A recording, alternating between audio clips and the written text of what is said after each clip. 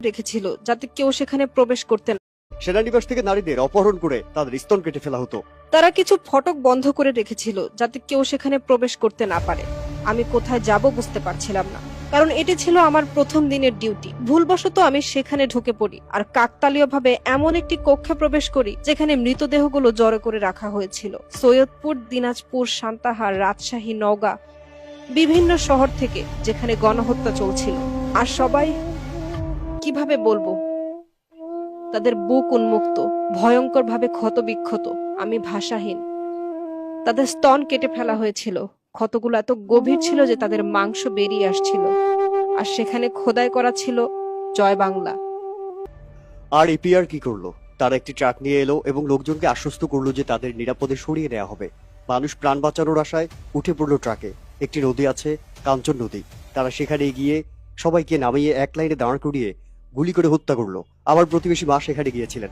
সেনানিবাস থেকে নারীদের অপহরণ করে তাদের স্তন কেটে ফেলা হতো। তারা কিছু ফটক বন্ধ করে রেখেছিল যাতে কেউ সেখানে প্রবেশ করতে না পারে।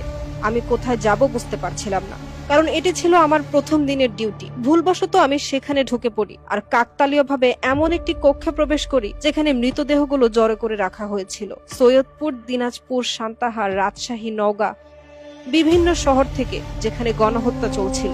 আর সবাই, কিভাবে বলবো, তাদের বুক উন্মুক্ত, ভয়ঙ্করভাবে ক্ষতবিক্ষত। আমি ভাষাহীন। তাদের স্তন কেটে ফেলা হয়েছিল। ক্ষতগুলো এত গভীর ছিল যে তাদের মাংস বেরিয়ে আসছিল। আর সেখানে খোদাই করা ছিল জয় বাংলা। আর এপিআর কি করলো? তারা একটি ট্রাক নিয়ে এলো এবং লোকজনকে আশ্বস্ত করলো যে তাদের নিরাপদে সরিয়ে নেওয়া হবে। মানুষ প্রাণ বাঁচানোর আশায় উঠে পড়লো ট্রাকে। একটি নদী আছে, কাঞ্চন নদী। তারা সেখানে গিয়ে সবাইকে নামিয়ে এক লাইনে দাঁড় করিয়ে গুলি করে হত্যা করলো। আমার প্রতিবেশী মা সেখানে গিয়েছিলেন।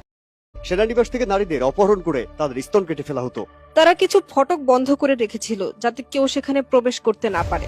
আমি কোথায় যাব বুঝতে পারছিলাম না, কারণ এটি ছিল আমার প্রথম দিনের ডিউটি। ভুলবশত আমি সেখানে ঢুকে পড়ি আর কাকতালীয়ভাবে এমন একটি কক্ষে প্রবেশ করি যেখানে মৃতদেহগুলো জড়ো করে রাখা হয়েছিল। সৈয়দপুর, দিনাজপুর, সান্তাহার, রাজশাহী, নওগাঁ, বিভিন্ন শহর থেকে যেখানে গণহত্যা চলছিল।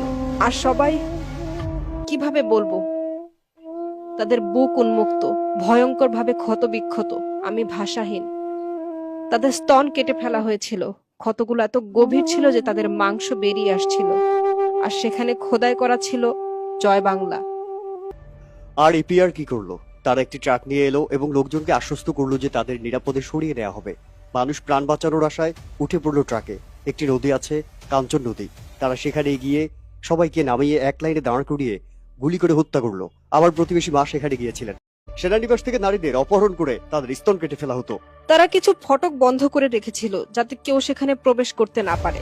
আমি কোথায় যাব বুঝতে পারছিলাম না, কারণ এটি ছিল আমার প্রথম দিনের ডিউটি। ভুলবশত আমি সেখানে ঢুকে পড়ি আর কাকতালীয়ভাবে এমন একটি কক্ষে প্রবেশ করি যেখানে মৃতদেহগুলো জড়ো করে রাখা হয়েছিল। সৈয়দপুর, দিনাজপুর, সান্তাহার, রাজশাহী, নওগাঁ, বিভিন্ন শহর থেকে যেখানে গণহত্যা চলছিল। আর সবাই, কিভাবে বলবো, তাদের বুক উন্মুক্ত, ভয়ঙ্করভাবে ক্ষতবিক্ষত। আমি ভাষাহীন। তাদের স্তন কেটে ফেলা হয়েছিল। ক্ষতগুলো এত গভীর ছিল যে তাদের মাংস বেরিয়ে আসছিল। আর সেখানে খোদাই করা ছিল জয় বাংলা। আর এপিআর কি করলো? তারা একটি ট্রাক নিয়ে এলো এবং লোকজনকে আশ্বস্ত করলো যে তাদের নিরাপদে সরিয়ে নেওয়া হবে। মানুষ প্রাণ বাঁচানোর আশায় উঠে পড়লো ট্রাকে। একটি নদী আছে, কাঞ্চন নদী। তারা সেখানে গিয়ে সবাইকে নামিয়ে এক লাইনে দাঁড় করিয়ে গুলি করে হত্যা করলো। আমার প্রতিবেশী মা সেখানে গিয়েছিলেন। সেনানিবাস থেকে নারীদের অপহরণ করে তাদের স্তন কেটে ফেলা হতো। তারা কিছু ফটক বন্ধ করে রেখেছিল যাতে কেউ সেখানে